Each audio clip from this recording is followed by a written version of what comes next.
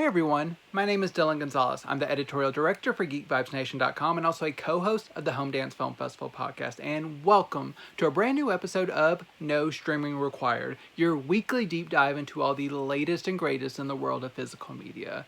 And this week's episode is a fantastic one. We have classic comedies in 4K. We have new titles from Arrow Video. We have new titles from Radiance Films. We have imports. We have TV shows on Blu-ray.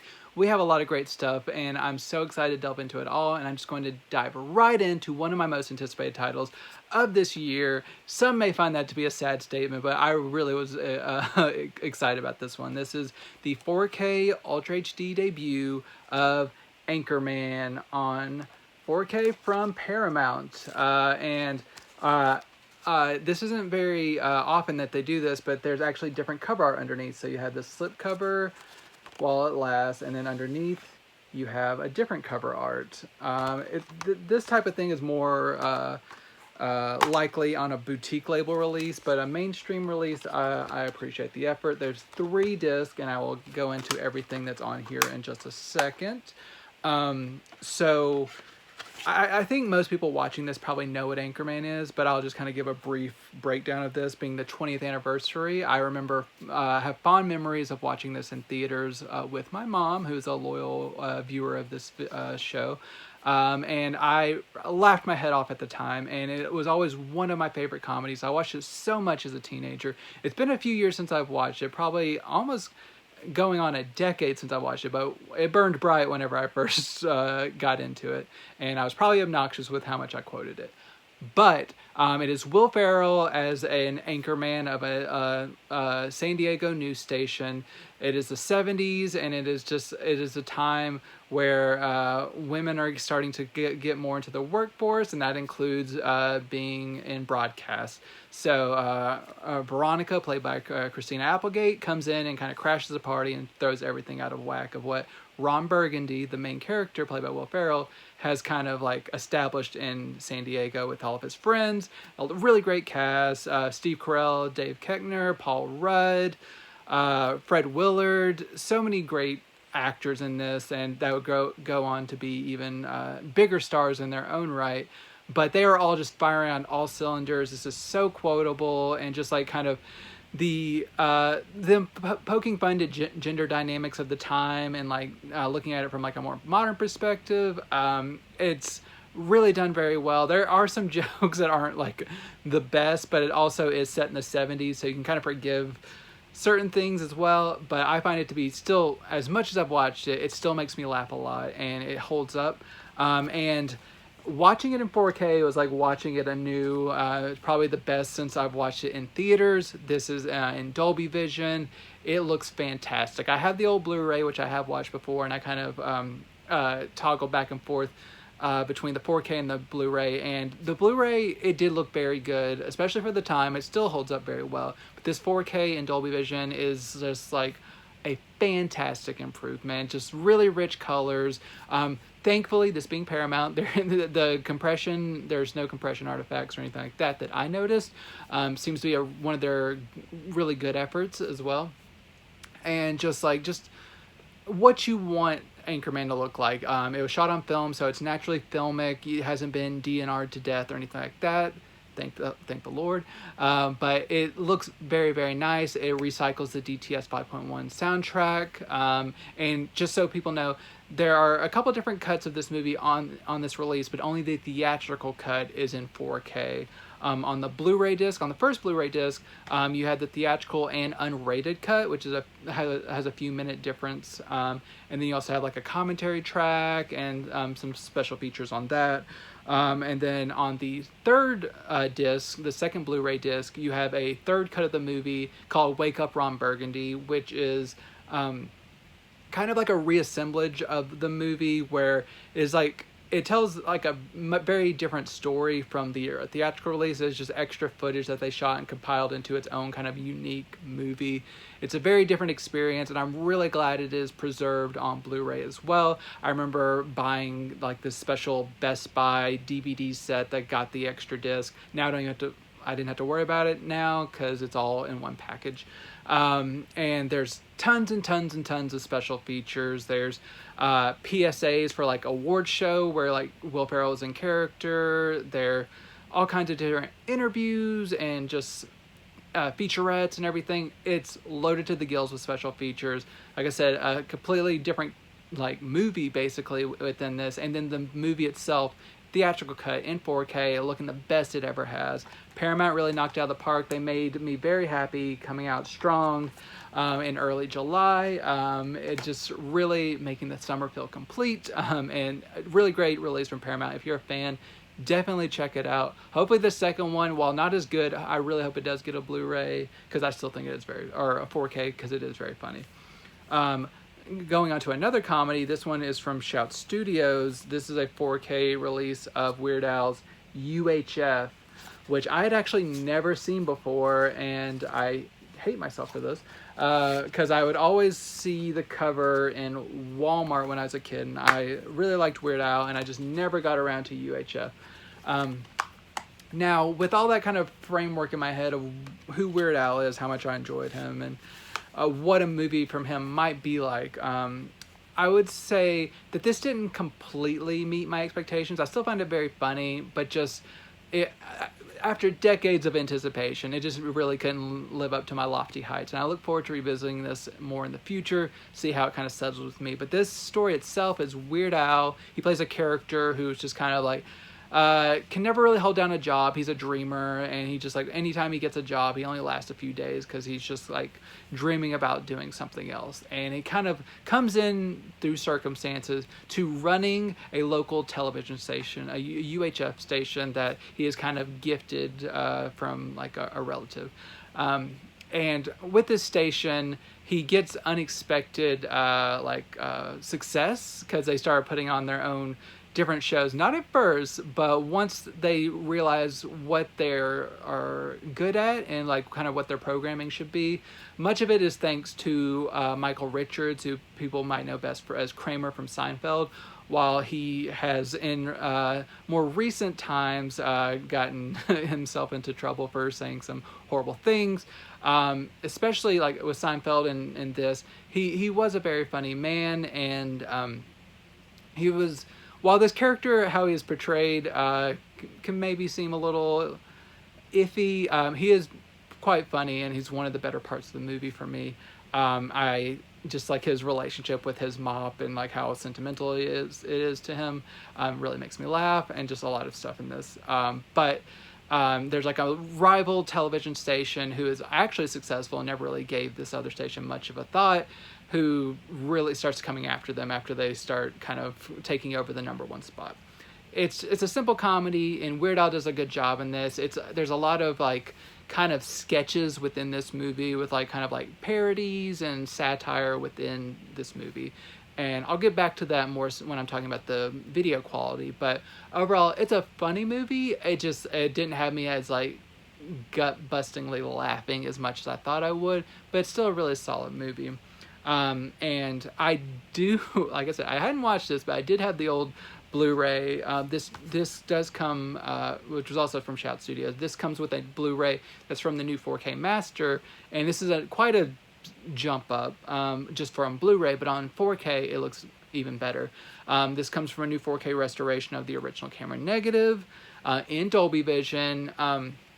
This looks really fantastic on 4K. It's very naturally filmic. It hasn't been DNR'd or anything. It's just rich, natural film grain.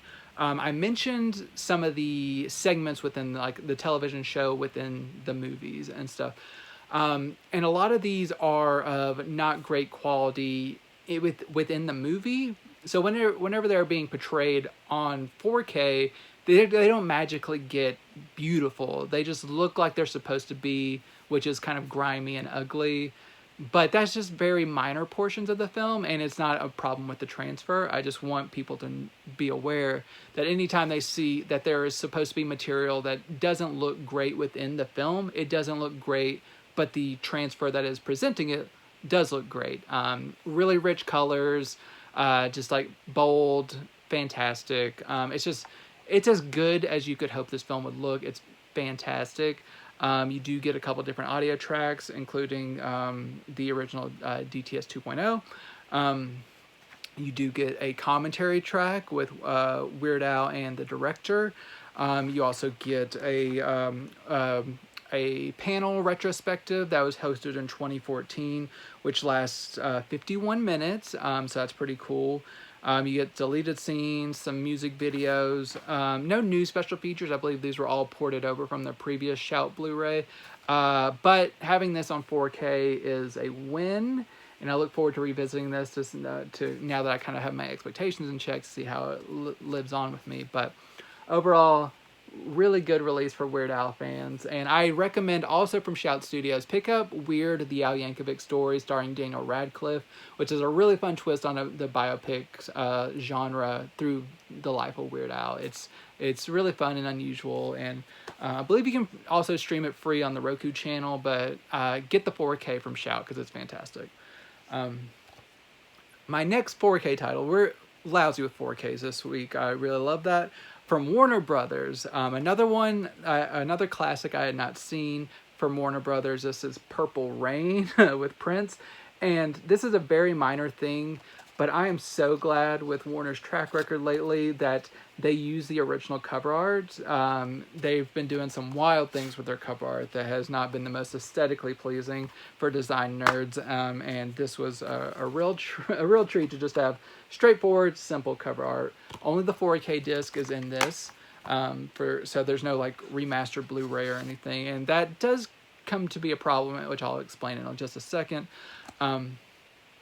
So Purple Rain, once again, had not seen it, but this is just Prince playing a fictionalized version of himself as called The Kid, who has like he's like a performer who is trying to break out in like the music business, and he performs on stage every night, but at home he has like kind of domestic troubles with his mom and dad always fighting, and he kind of channels that into his music. And then at the same time there's this up and coming young singer who he starts to kind of mentor and form a relationship with and stuff, but while she is also starting to come into her own success, which also causes some conflict. And so I've seen people criticize this movie for being like a series of music videos strung together through a light plot. I kind of get that, but it also kind of works. What my problems with the movie is like different from that, which is that there's like a ongoing thing of Prince being abusive because he learns like that abuse from his dad, and he like hits his girlfriend several times, and it just like, for a movie like, I mean, I get why narratively, but it's just wasn't to my liking. Just for the type of movie this is, it didn't need that, I don't think. He could have been like aggressive without being abusive. But it's what he learned from his dad. And there's a few like exploitative things here and there, but the music, it's Prince, like it's fantastic. You get all like When Doves Cry, Purple Rain, just all kinds of like all of his big hits that are on the Purple Rain album soundtrack that are in the movie. It works overall. It's a fun movie it's just not like a great movie, I would say. It's not like great cinema. I think most people would agree with that, but it's fun because it's Prince, and Prince is playing his songs, and he's like some weird, like obvious stunt doubles when he's riding his motorcycle and all kinds. It's just cheesy and good, but bad, but good. And seeing this in 4K, I think, was probably ideal because it's in HDR10. It's from a brand new restoration. It's an 8K scan of the original camera negative. There are still a few elements that are not pristine. It's a very small chunk of the movie, and it's kind of due to the original source elements not being available. But other than that, it's like a fantastic presentation. Really great colors. No print damage or anything like that. Everything just looks fantastic. It would have been nice to have this in Dolby Vision, but HDR10 holds up very nicely. Looks good. Also, probably most importantly, it has a newly remastered soundtrack. They went back to the original elements. Newly remastered, it sounds fantastic. The only thing I think some people would probably argue for that they wish they probably would have had a Dolby Atmos track, but this DTS 5.1 and the original 2.0 sounds fantastic. And it's just, I think it's a pure representation of this music that's better than it's probably ever sounded on home video. And the only downside to this release, I kind of mentioned by the lack of the Blu-ray, this is lacking some of the Blu-ray special features that were on the previous Blu-ray. There are a few special features on this one, including many music videos and a commentary track and a quick featurette. But there's several featurettes that were not carried over that I had the original 2-disc Warner DVD that I'll probably hold on to that to have all the special features. But just having everything in one package is more convenient and for shelf space and not having to like Frankenstein your own magical release. I just wish Warner would stop with this practice of just leaving off vital special features. It's just kind of annoying. But other than that, Purple Rain, fantastic release. So I think fans will be very happy with that. Not skimping in any way is Era Video. We love them. We praise them for all the work they put into their releases. And this next one, it's a beast. It's fantastic. It is Paul Schrader's American Gigolo on 4K. Okay, I did not get like the original art edition from Era. This is the standard edition of the limited edition. This cover art is not my favorite, but it works well enough. So this is one of the few, kind of like the Warriors, where you do have a slipcase on this version here, and that just reveals these kind of, this is usually what you get from a Era Video limited edition, just kind of your standard chipboard box, and then you slide out and you get the Blu-ray underneath, or the 4K underneath. This is what is on the original art edition, and also this is a reversible cover art to just have a yet another version of this. But so just to save time, I've already reversed it. So you got the print on there again, and then you got some lobby cards here. So on each of them, the back there's this, and then otherwise you have this.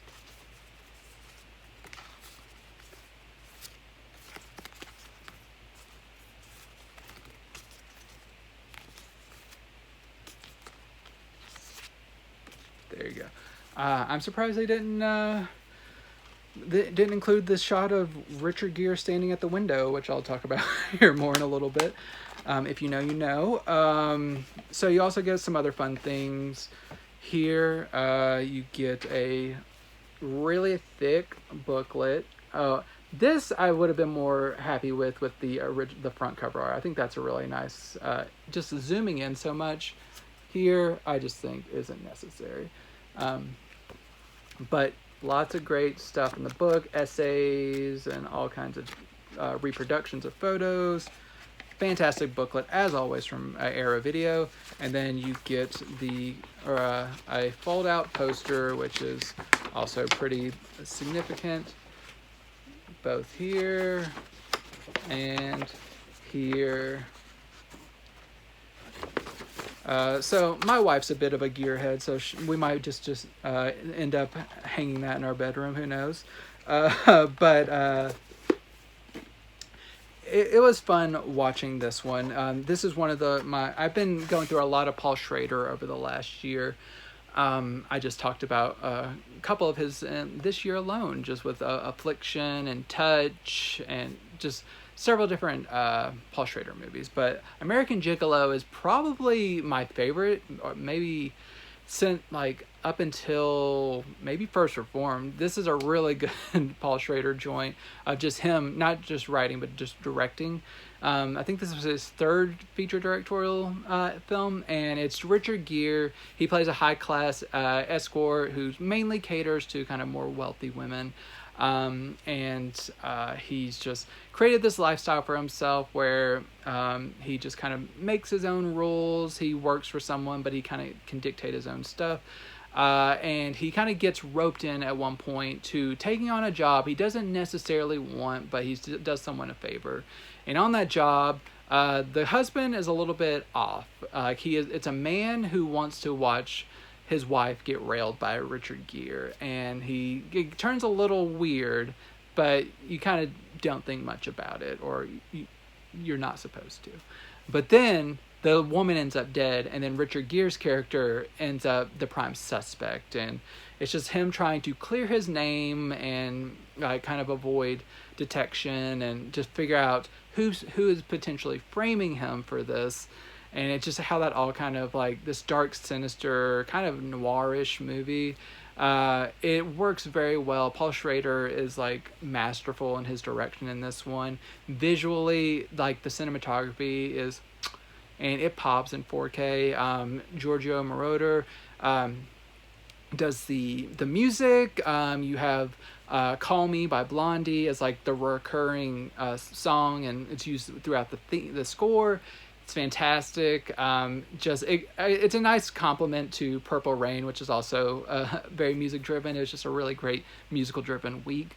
And Richard Gere gives such a great performance, and there's also like just an ongoing storyline of him starting to fall for this married woman that also kind of ties into everything. Lots of great supporting characters, a lot of great restraint from Paul Schrader. That's not something I really associate with Paul Schrader, but compared to some of his movies, I really like how they portray sexuality and desire, and how Richard Gere is playing a man who is providing a service for these women. That's not just sexual, but also making them feel desired, and he's just selling an experience that makes them, it's not just like fucking, it's actually like just like intimacy, which is just how you see it kind of affects these ladies. I really appreciate, and it's not exploitative of like showing the female body overly. And in fact, for those, as I kind of alluded to earlier, you also get like a pretty extended shot of just like a fully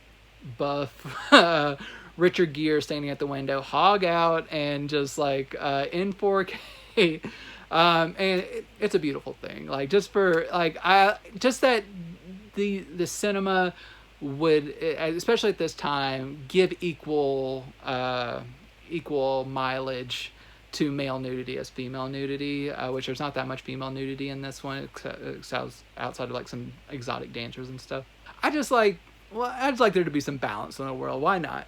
And so Paul Schrader, like I said, kind of a bastion of restraint for this one. So I think that's pretty cool. And just a really overall great movie, and much better. I did review last year the limited Showtime series with John Bernthal of the same name. It doesn't really hold a candle to this movie, but also it's out there if you're just curious about it. But for this movie itself, it's really cool, really fun from Paul Schrader, and on 4K looks fantastic. This comes from a new 4K scan of the original camera negative, performed by Arrow Video. This is a Paramount licensed title, but it was performed by Arrow Video, which means you know it's going to be done right, thankfully. And it looks fantastic. In Dolby Vision, really nicely filmic, grain is resolved very well. It's just as pure of intention as possible. No blown highlights, really deep black levels. It's fantastic. Also, with Arrow, they usually give you a good number of audio tracks if it needs it, and you get 3 here. You get the mono track, the original mono, a stereo track, and a 5.1 track. My primary track was the mono track. Sounded great release.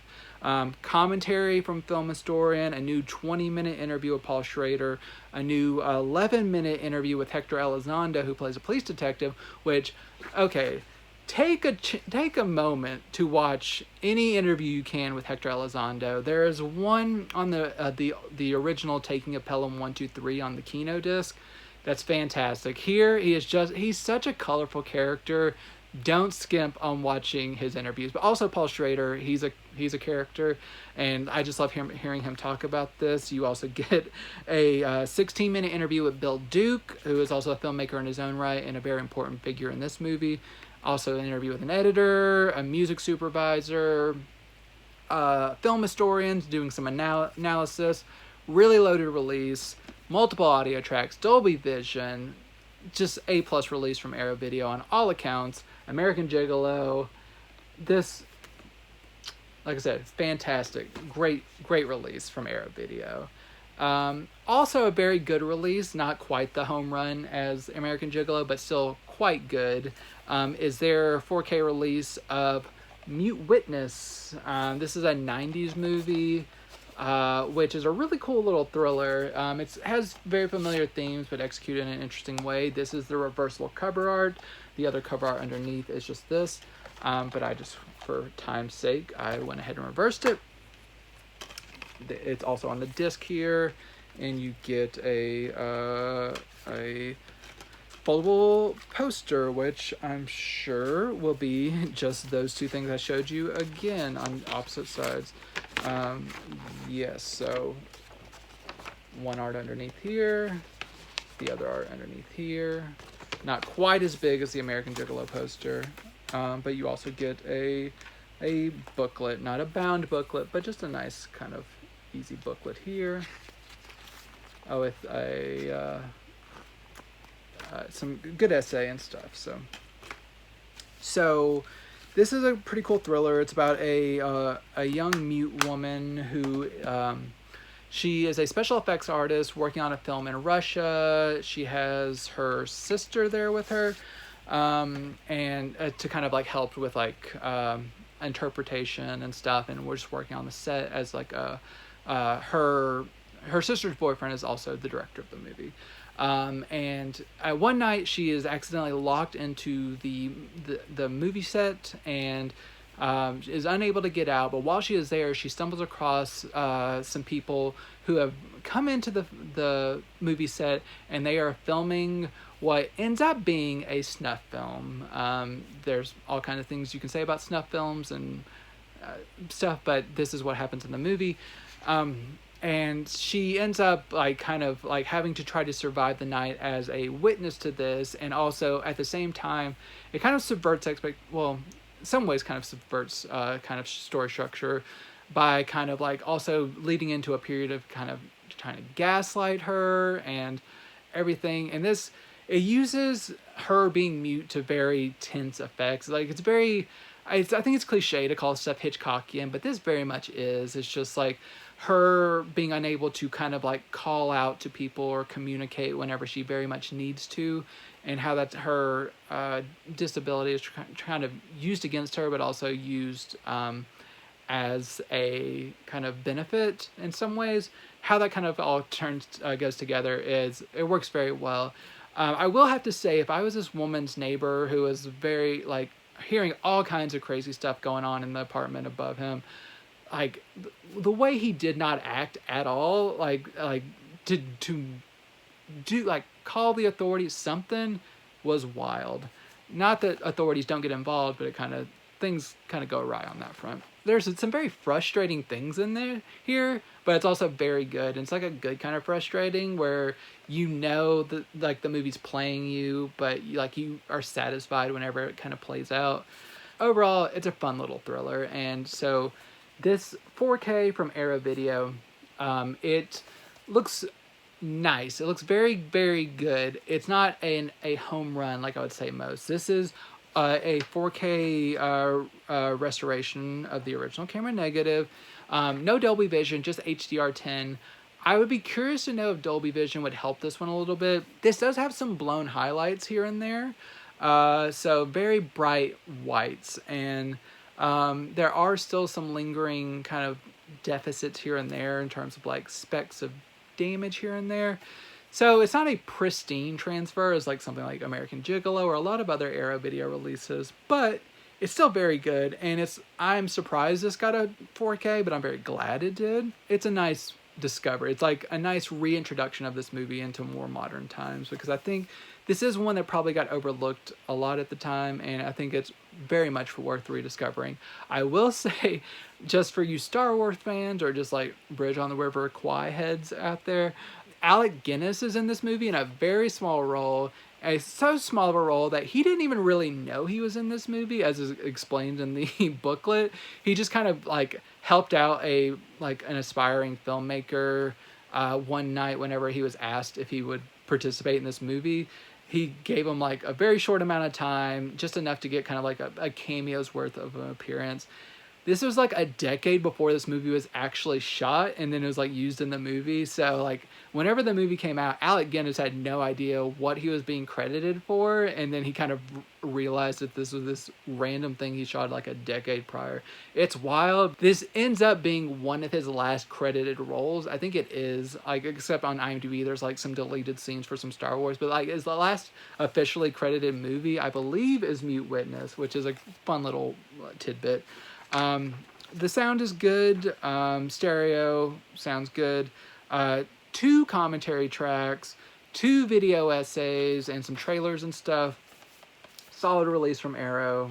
Good work from them. Moving out of the world of 4K, but I'm going to my friends at Imprint over in Australia. I say this every time I talk about them, but for newcomers, Imprint, they are based in Australia. You will have to import them from like a specialty site like Diabolic or Orbit or Grindhouse, or just directly from Imprint via Vision.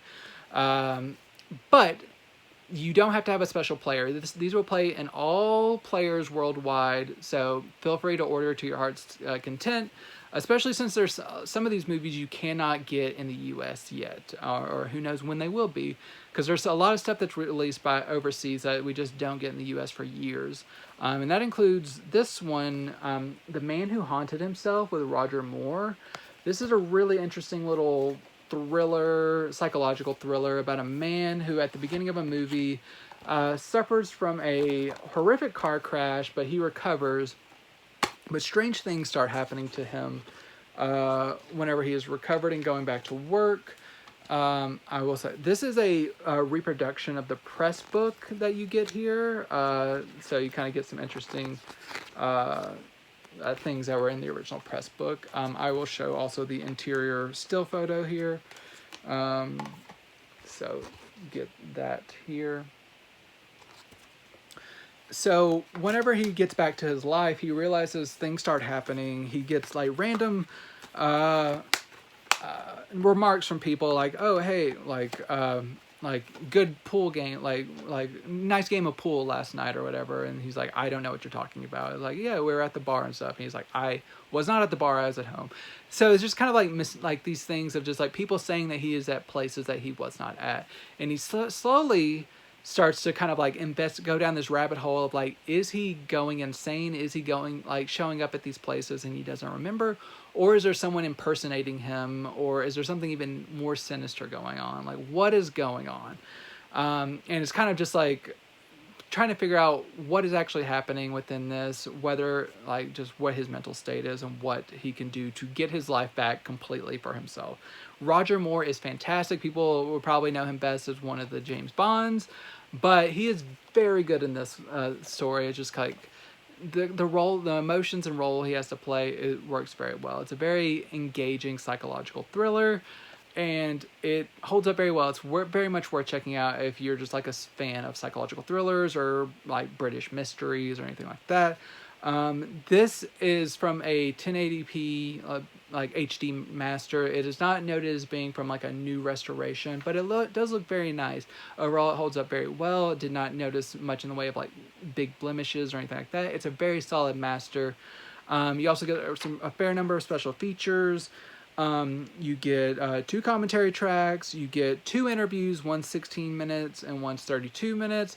You get a standard definition version of 1 episode of Alfred Hitchcock Presents, the TV series. This uses the short story that this movie is based on. So it's the same story, but on Alfred Hitchcock Presents in like a half-hour form. And you also get a 50-minute documentary on Roger Moore, which some may think is worth the price of admission alone.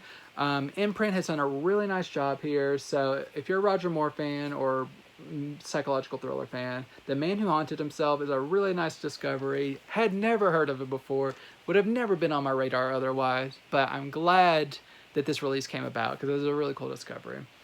The next films, one of which I already owned, but the other I had not because it's also a worldwide Blu-ray debut. This is a 2-pack of The Uninvited and The Unseen from Imprint. The Uninvited I had previously on the Criterion Collection Blu-ray, which was released over a decade ago. And that release, it's one of the rare Criterion titles that is one of their cheaper MSRPs. So on sale, like right now during the Criterion sale, I think you can get that for probably $15 because it's usually $30 MSRP.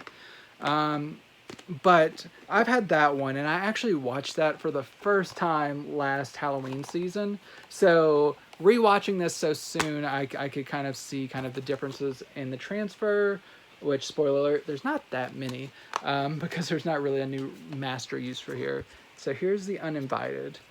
It's a Lewis Allen, I believe, ghost story about a brother and sister who are potentially going to buy this property that is haunted, and trying to figure out that there is a spiritual presence there, and trying to figure out what happened and kind of unlock this mystery, all that kind of connects to some other family members who own it and everything. So it's a really pretty solid supernatural thriller. I actually liked it more the second time now that I kind of like knew what to expect. It's not the most fast-paced horror supernatural suspense movie, but I like the vibe of it, and it's just like aesthetically it's a very creepy movie, and it kind of worked better for me a second time. The second movie is The Unseen, which is making its worldwide Blu-ray debut. They even call out like it's like even more more deadly than The Uninvited. So it is kind of billed as like a follow-up / sequel to The Uninvited, but it has nothing in common for it. And it's not even really supernatural. It's just more just like a mystery suspense film about a young woman who moves into a house to be a nanny, governess, whatever you want to call her. But the house that she has moved into, the husband has kind of like been accused in the past of murdering his wife, and there's been other kind of deaths around the place, so he's kind of suspected of like some horrible things, and you kind of like have to unravel that mystery of what is happening and her relationship with the children, and like how the children, especially like the young boy, still has like a relationship with the previous nanny, and how that all kind of connects to things.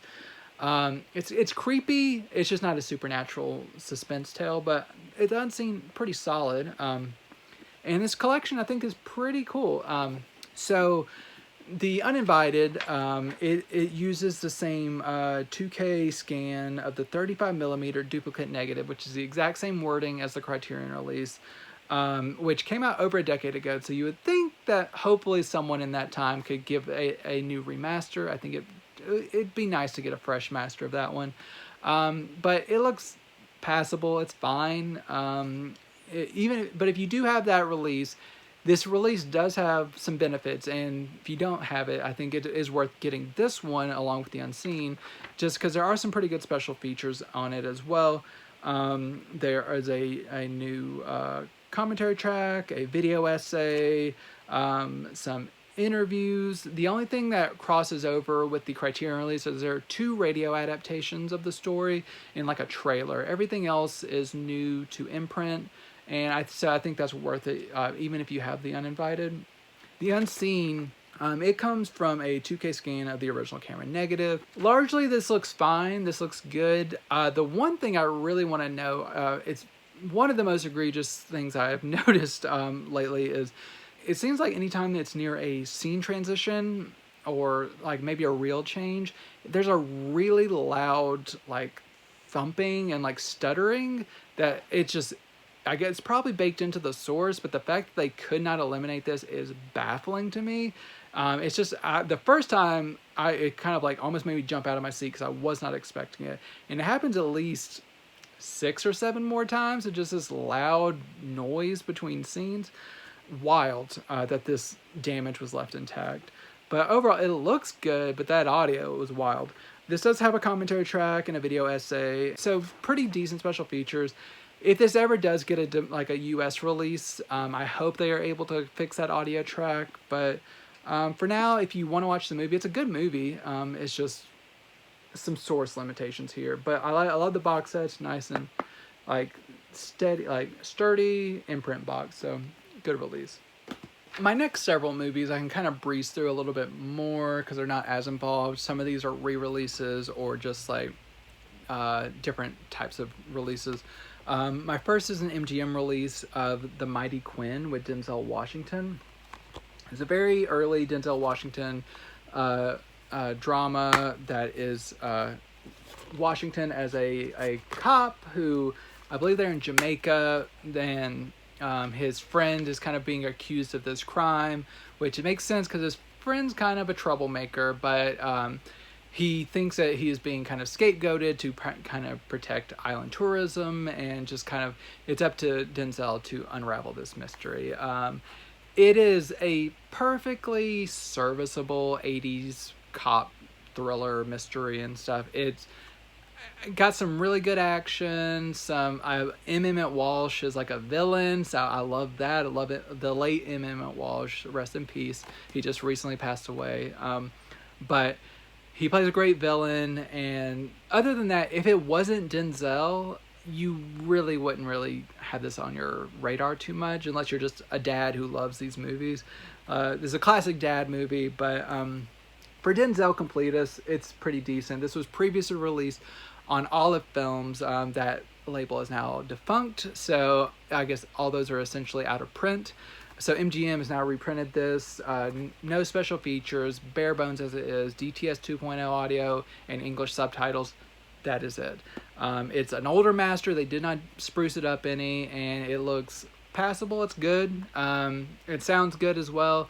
It's just not like, it could use a refresh, but it's serviceable as is. So good cop stuff and worth it for Denzel.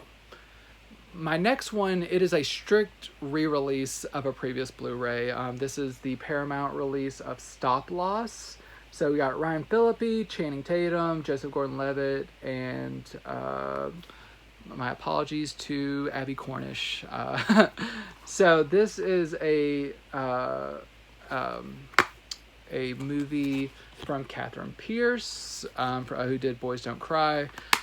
This is also produced by MTV, which probably gives you a sense of kind of like how this is a more glossy, like it's compared to something like The Hurt Locker, which would just like a year or two later win Best Picture from Catherine Bigelow. Stop Loss, it's a pretty decent enough military drama, but there is that kind of Paramount MTV gloss. It's very obvious in its execution. Ryan Phillippe plays like the leader of this group of men who are overseas at the beginning of the movie, and it opens up on this really intense battle overseas, and they get kind of ambushed, and some of their fellow soldiers are lost and everything, but they all come back. Like all the main people that I showed off come back home, and Ryan's character, he's out of the military. He's served his time. He's good. He was really successful while he was doing stuff, but he is just ready to move on with his life and get stuff going.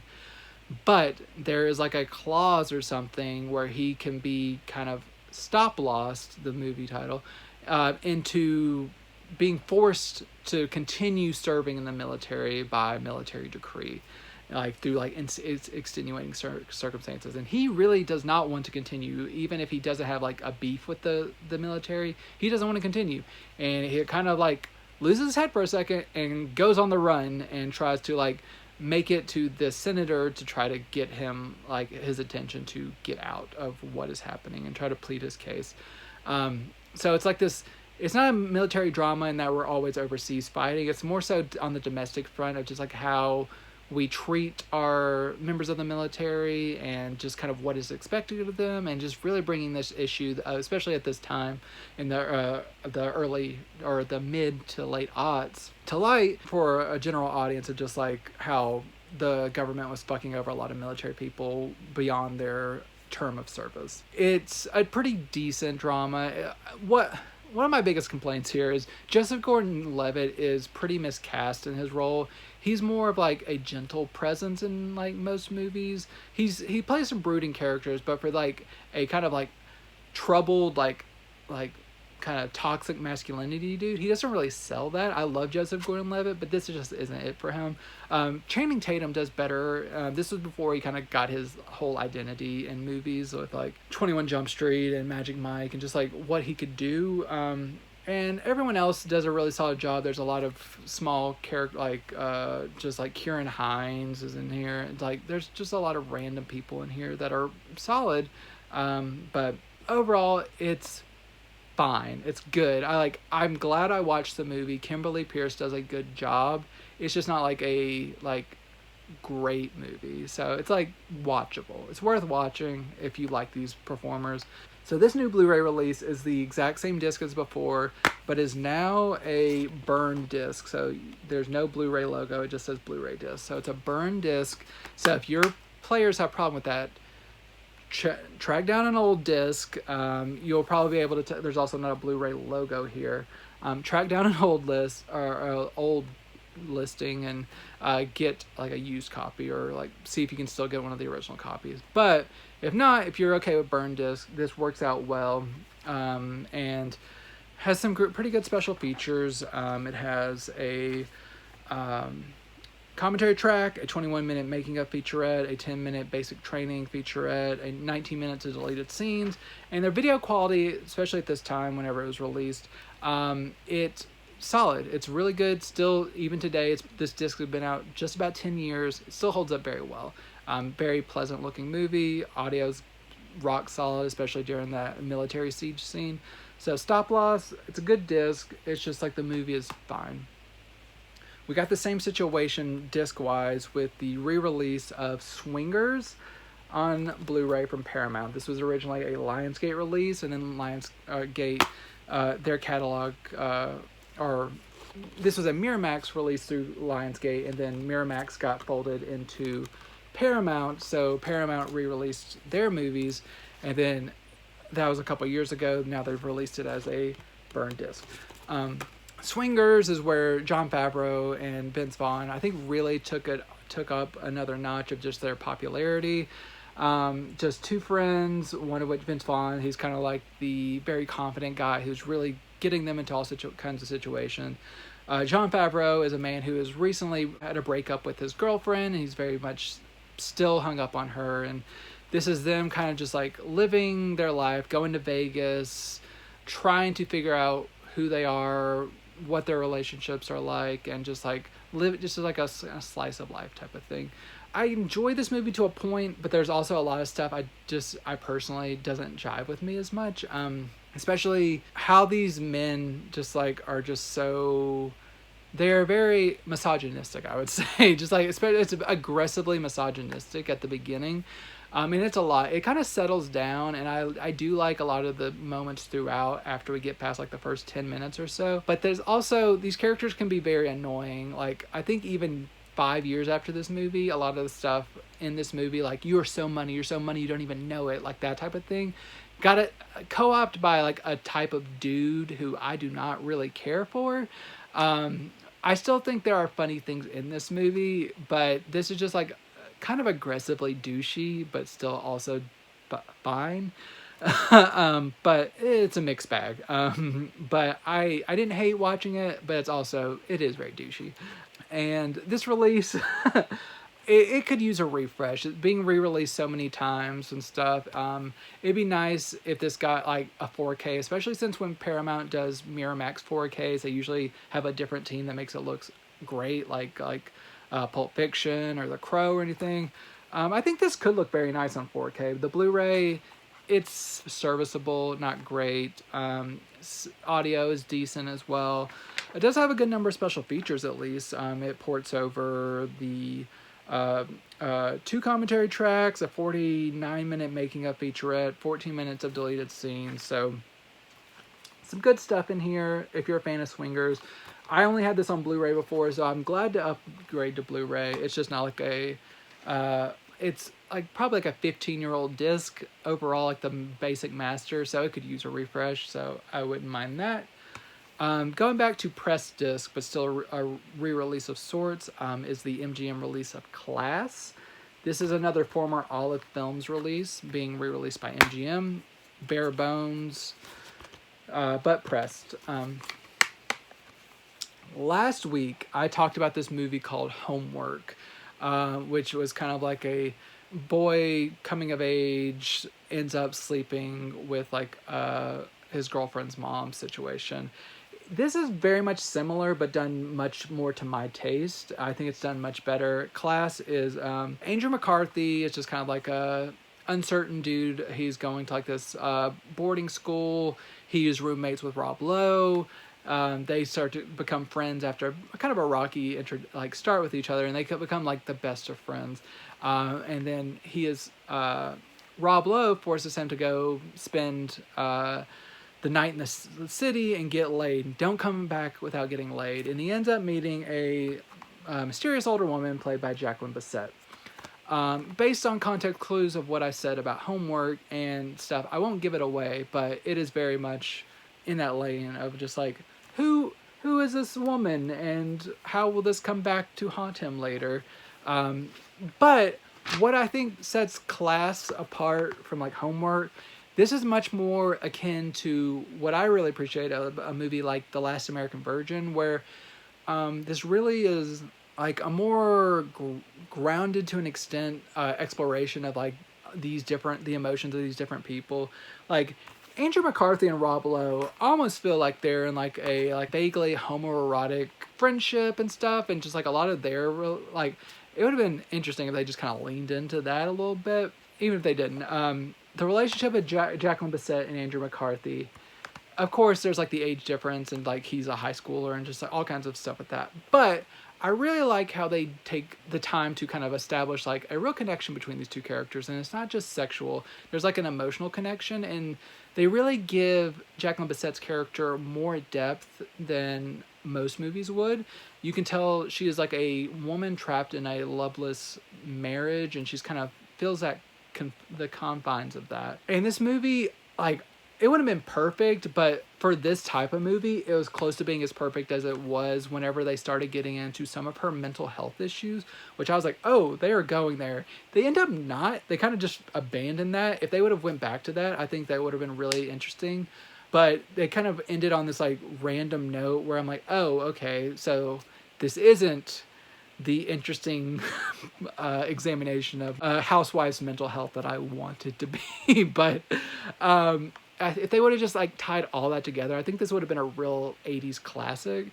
It still works. There's a lot of fun things, interesting things, dramatic things. It works very well. If you like Last American Virgin, check out Class. It's so close to being a very, very good movie, but it's just kind of like a fine movie. So Class is worth checking out. The Master, it is older, but it looks really good overall. I would not pass up a new restoration, but overall it looks very good, sounds good, no special features. But yeah, Class, pretty solid. Going into a pair of new movies, the first one just came out this last month. This is the Mattachine Family. This is from Giant Pictures. This is a film about a gay couple who are they become foster parents, kind of reluctantly on one half. Like one of the men doesn't like, they kind of are doing it for the other person because they think they want a child in their lives. They get really attached to this child, and the real mom comes back and like kind of takes the child back. This all happens within like the first 10 minutes. This isn't a spoiler. This is really the fallout from that, and how this makes all the characters kind of like reassess what they want out of life, and like how some people evolve in different ways. They have like a really interesting found family, like this community of friends that are also trying to go through similar things. And I think I've seen some reviews kind of make fun of this movie for being kind of like, what if gay people were boring? But like, I think that is kind of the point of this movie, is not just one thing. Like, you don't have to be into like ballroom culture and like saying different things or like dressing a certain way. You should just be able to be yourself however you see yourself and stuff. And just like, it is a conventional drama, but I think that is also good in some respects. Like, you do have these conversations between different people and how their unique experience in this situation kind of represents itself, but it is also just kind of like, it's an interesting take on this. And overall, it's a decent movie. I say solid, not fantastic, not a hidden masterpiece or anything, but overall it's a pretty good, like, solid movie that's really going under the radar. So I think it's worth checking out. It's just, I really like the cast. Nico Tortorella, who I knew from like The Fosters and Good Trouble. My wife, who watched this with me, recognized him from Younger. You also have Emily Hampshire from Schitt's Creek, Carl Clemens Hopkins from Hacks. A lot of good people in here. So worth checking out, the Mattachine Family. There's only a trailer here. Brand new feature, so good, solid HD transfer, 5.1 sound. Solid movie. I know I said solid a lot in this episode, but it's true. It's good. Another movie from last month, new release. This one is from Gravitas Ventures. There's The Present. This is a family film with Greg Kinnear and Isla Fisher and a trio of young actors. This is basically a time loop movie used through like a magical clock that the young son, who is also mute, throwback to Mute Witness, uses to, like, it drops you right in the story. Like, the time loop is kind of already in process of this kid trying to like reset the day. So his parents, who deliver the news that they are separating at the dinner table, so that doesn't happen. So that the whole movie is the kids trying to keep their parents together, and each time you go through a day, you kind of get a different perspective from like each of the family members. Pretty short movie. It's like an hour and 22 minutes. That's including the credits, so it goes by pretty quickly. For a family film, it's fine, but this movie also is kind of insane at points, because like these kids, like, they're kind of a little bit of a like sociopaths. Like, they are so destructive throughout their day, it is insane. There's a man who they keep making have like a food allergy, and they steal his EpiPen. And I was like, is this kid trying to legit kill this man? And like, they cause car crashes. They like emotionally manipulate people by like kidnapping like houseplants and like trashing condos. These kids are wilding out. This is insane. But if you have young ones watching this, maybe explain to them that these kids are not behaving the best, and that is not the way to go about changing things. Especially, at least the allergy. Like, don't try to actively like kill someone with a food allergy. Maybe at the very least. But Isla Fisher, she's a queen. I love her. She deserves more. Greg Kinnear is kind of sleepwalking through things, but he's like charming enough. He just has this base level Greg Kinnear thing going on. Passable entertainment, nothing more, like a time waster. If you have a chance to stream it, probably better to do that, but good HD transfer, no special features. It is, and these are both burned discs, so I'm glad they were released on Blu-ray. Just don't expect like 5-star treatment of them. My next title I was very excited about. This continues a trend that Universal's been doing that I've been loving. So this is the complete series of Warehouse 13. So this is all 5 seasons and 65 episodes on Blu-ray. I'll show these off really quickly. This brought back such memories. I watched the entire series whenever it was airing.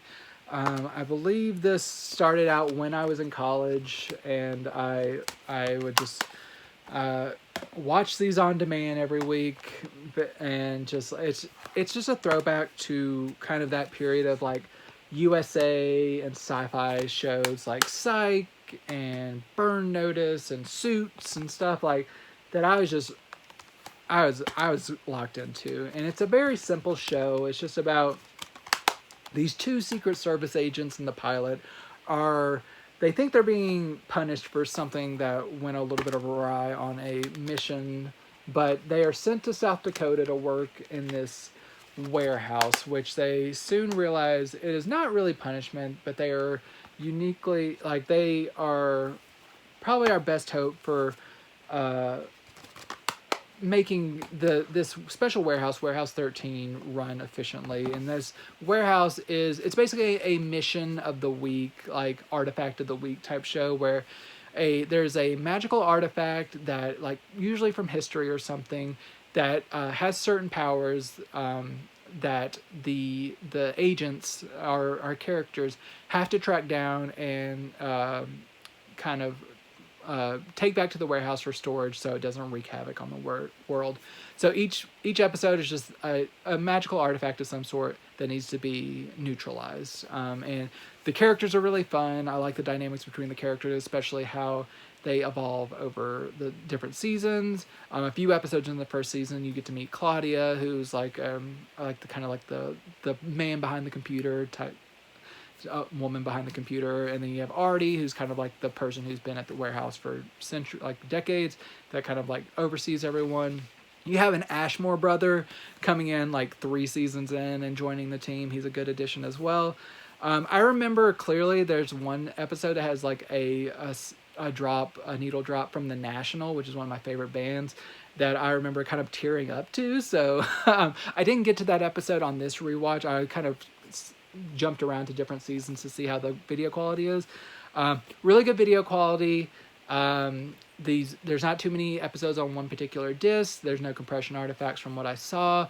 All these seem to be in tip-top shape. If you purchase like the recent complete series of like Suits or Psych, very much similar quality as that. Just really solid HD transfer. Maybe small things here and there, but overall looks very good. Sounds good. So many special features, tons of commentary tracks, featurettes, like fun Easter eggs, gag reels, just all deleted scenes, so much stuff on 15 discs. So really great to revisit this one. Warehouse 13, very much worth checking out on Blu-ray. I never collected the DVDs because I was trying to phase out DVDs out of my life as much as possible. I just never got around to it. So I'm glad to finally own this. Great addition to my collection. And speaking of great additions to my collection, I have 2 final titles from one of the best in the game right now, Radiance Films. So first off, we have The Bandits of Orgosolo. So this is from Vittorio De Seta, not to be confused with Vittorio De Sica. Very close, but not much. So you got this kind of OBI strip here that kind of gives you some information. Got the clean cover art here, and then you also have a reversible cover art, which I'll show off here. So that is the reversible cover art, just there.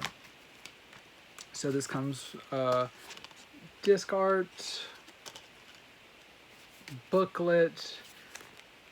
This is a black and white drama set in Sardinia. This is about some farmers, sheep farmers, who they one day come across some bandits, some ne'er-do-wells, and they cross their paths, and they kind of don't think much of it. They just kind of talk to them, and they go on about their business.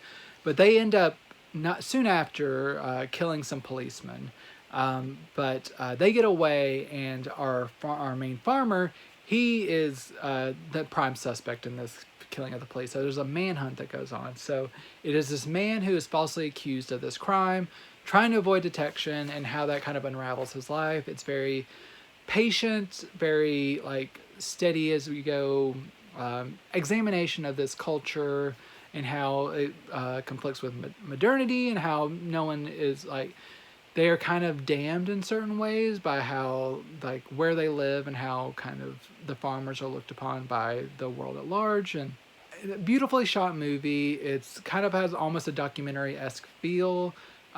Really impressive visuals, and just like a man who is accused of crimes being pushed into actually doing crimes because he is kind of backed into a corner. It's just like this real interesting moral examination. I think works out very well. And this release is great. This comes from a 4K restoration of the original camera negative. Fantastic, like, blemishes have been cleaned up immensely. I believe this was conducted by the Film Foundation with like a couple of different entities. Fantastic transfer. Original soundtrack, that sounds great. Original mono. You get a 28-minute interview with a cinematographer and an 11-minute interview with like a film curator that kind of talks about this movie. Bandits of Orgosolo. Definitely worth checking out. If you're a fan of Radiance films, this is just them keeping up their high quality output. Great stuff. My final title, going into more of the Yakuza realm, is Sympathy for the Underdog. And I will take out the OBI strip so you can kind of see the clean artwork. So that is the OBI strip. And here, Sympathy for the Underdog, and the reversible cover art. Here is the reversible cover art, and disc art booklet here. I'll show that off. You get it as usual. Great essays that gives a lot of great context to how this fits into Yakuza films. This actually has a very similar feel to like a Goodfellas, if you need kind of a comparison. It's about a gangster, a Yakuza member who gets out of prison at the first thing of the movie, and he needs to kind of like set up shop somewhere else. So they end up going to Okinawa to kind of establish a base there and kind of run out the people who are in power there to kind of take over. So it is very much structured in narrative and chapters and stuff. It's just like they're kind of reflecting on this time of just like who each of them are. It's kind of like introduced in very like Goodfellas-esque way. Like there's this person and this, they do this and this and this, and like this is here we are and this is where we were. Also with elements of like kind of Casino a little bit. Very Scorsese-esque is what I'm saying. It's this power struggle in Okinawa, and just like how this kind of imperialism on behalf of this Yakuza clan kind of disrupts this whole ecosystem and how it all kind of plays out into very violent means. Very interesting, pretty good Yakuza tale. One of the better Yakuza tales I've seen. I've been getting a ton of them in recent years just because like the floodgates have opened from like Toei and stuff, which is also from Toei. Sometimes they can be a little like samey, like you've seen it before, but this one pretty solid. I enjoyed it quite a bit. The transfer looks solid. It's an HD transfer of a file provided by Toei, presumably restored by them and given to Radiance, nothing else done to it, and it holds up pretty well, all things considered, and I think it sounds good as well. You have the original mono Japanese. You get a commentary track from Film Historian. You get a 27-minute analysis of the movie, and then another 26-minute visual essay that talks about how Okinawa is depicted in cinema, and that's a really interesting thing, especially since I know some people from Okinawa, and just like kind of getting that extra context from members of like my extended family. I think that's very was helpful to me to kind of understand how it's been portrayed and just like different geopolitical things that have happened. So Radiance Films, really good job. Sympathy for the Underdog. And that is it. We had a stacked slate, lots of boutique labels that really needed a proper examination, but so many good things to dig into, and I hope you found something that you're interested to check out. Let me know what you're most interested in checking out. What are you going to pick up? What do you want to hear me talk about more in the future? I've seen some people say that want more Warner Archive stuff, so I'm going to be doing a Warner Archive episode, I believe, next week. And make sure to share this with anyone that you think might like this, we appreciate you subscribing to Geek Vibes Nation's YouTube channel. Love doing this every week. I will be back again next week, as I just said. But until then, enjoy these movies. All right, boys, stand full face, please. Number 3, take off your glasses. Number 2, straighten up. Turn to your right. Now, number 3, to your right. Fucking jerk. How much you getting paid? What are you talking about? I'm just a con. So am I. I'm getting 15. You are? Yeah, $15. Now, left, please. Left. Thank you. The wino's getting